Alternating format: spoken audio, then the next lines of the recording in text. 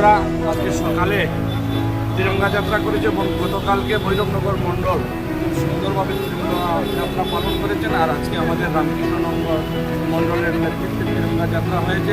তাই সবার কাছে আহ্বান করব, কালকে থেকে 15 তারিখ অবধি আমাদের দেশের প্রধানমন্ত্রী সবাইকে আহ্বান করেছেন, আমরা সবার ঘরে ঘরে আমরা জাতীয় পতাকা উঠাবো, তিরঙ্গা উঠাবো এবং সম্মানের সহিত আবার 15 তারিখ ওটাকে নামাবো। তাই আপনাদের মাধ্যমে সবাইকে আহ্বান করছি, রামকৃষ্ণনগর সমষ্টিবাসীর সবাইকে, যে আমরা সবাই হার ঘর তিরঙ্গা লাগাবো এবং আমাদের দেশের স্বাধীনতার ৭৯তম স্বাধীনতা দিবস আমরা সবাই মিলে পালন করবো। আর আপনারা জানেন, দ্বিতীয়বারের জন্য রামকৃষ্ণনগর ডিস্ট্রিক্টে স্বাধীনতার ফ্ল্যাগ হোস্টিং হবে এবং এবার অল্প ভালোভাবে সুন্দরভাবে বড় রূপে হবে।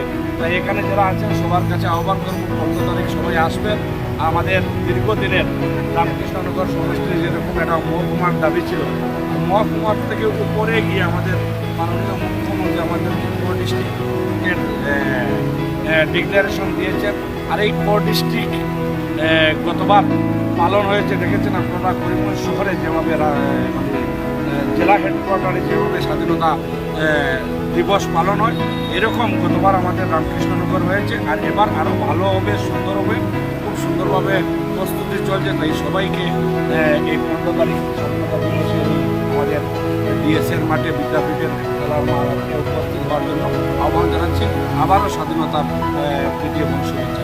নমস্কার, বন্দে মাতরম, ভারত মাতা। এবারে উপলক্ষে আমাদের রামনগর উপজেলার যে খেলার মাঠ রয়েছে, সেই খেলার মাঠে কার দ্বারা সেই